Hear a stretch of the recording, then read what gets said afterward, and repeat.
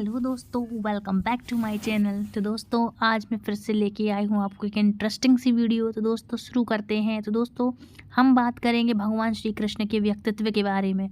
दोस्तों भगवान श्री कृष्ण के व्यक्तित्व के अनेक पहलू हैं। आपने उनको माखन चोरी करते हुए भी देखा होगा, मैया यशोदा से रूठते मनाते हुए भी देखा होगा, गोपियों के संग रास रचाते देखा होगा, यशोदा के साथ खेलते हुए देखा होगा।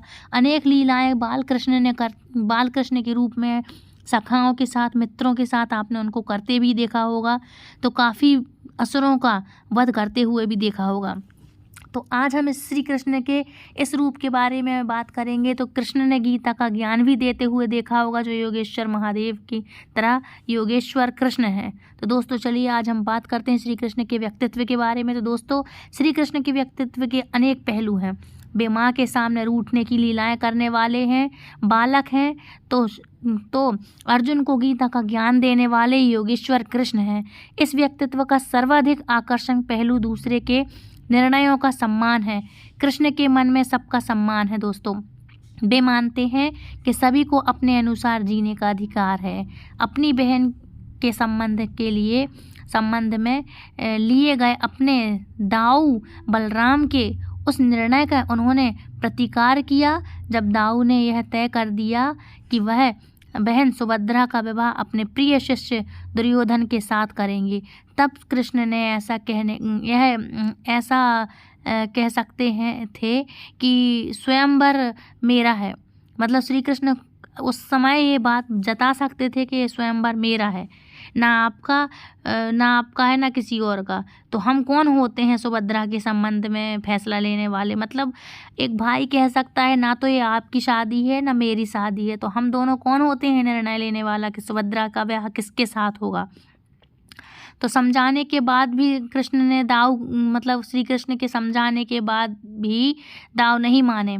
तो इतने पूर्ण कृष्ण ही हो सकते हैं कि अपने भाई से, अपने बलराम बड़े भाई से उन्होंने कुछ नहीं कहा। वो भगवान है, लेकिन इतना पूर्ण होने के बाद भी, संपूर्ण होने के बाद भी भगवान श्री कृष्ण कुछ नहीं बोलते कि बहन को अपने प्रेमी के साथ भागने के लिए कह सकें।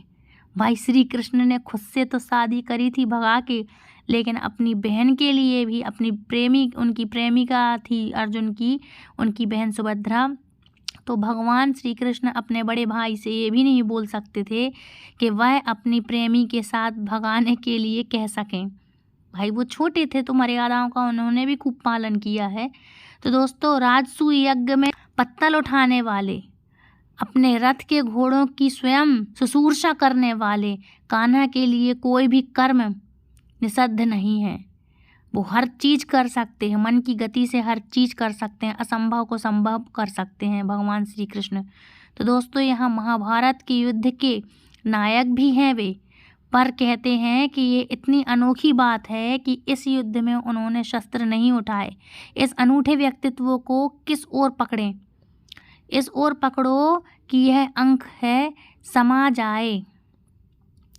इस ओर पकड़ें आप दोस्तों कि यह अंक में समा जाए। पर कोई हर बार अधूरी ही रह जाती है, कोई ना कोई ऐसी चीज़ है जो अधूरी ही रह जाती है भगवान श्री कृष्ण के बारे में। इसलिए मैं आपको बार बार रिपीट कर रही हूँ कि आप ध्यान से एक एक वर्ड इसका सुने भगवान श्री कृष्ण के पहलू के बारे में।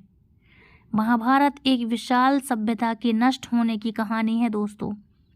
इस घटना के अपक्षय को, एक होता है यश और दूसरा होता है अपयश। महाभारत के अपयश को श्री कृष्ण जैसा व्यक्ति भी शिरोधार्य कर सकता है। मतलब जो कृष्ण है वही कर सकते हैं इसका शिरोधार्य। कितनी बड़ी प्रतीक कथा है दोस्तों ये, जिसमें श्री कृष्ण ने तय कर दिया कि अब सुधार असंभव है। श्री कृष्ण की वाणी है ये, जब श्री कृष्ण ने कहा कि इतनी बड़ी कथा है जो महाभारत की है, जिसमें रक्त की नदियाँ बह गई थी, इतनी बड़ी प्रतीक की कथा है दोस्तों ये, जिसमें श्री कृष्ण ने तय किया कि असंभव है अब सुधार होना। जब राजभवन में ही स्त्रियों की यह स्थिति है, जब उनका चीरहरण हुआ था, तो बाकी समाज का क्या हाल होगा। तो राज दरबार में ही राजवधू का जब चीरहरण सारे कथित प्रबुद्ध लोगों के सामने हो सकता है, तब ऐसे समाज में कोई सुरक्षित भी कैसे रह सकता है। साथ ही ऐसे समाज को खड़े रहने का कोई अधिकार भी नहीं है। इसलिए उन्होंने संदेश दिया कि हे अर्जुन, तू शस्त्र उठा, अपने हाथों में तुम तीर कमान उठाओ। अर्जुन, तू शस्त्र उठा, तू तो मात्र निमित्त होगा।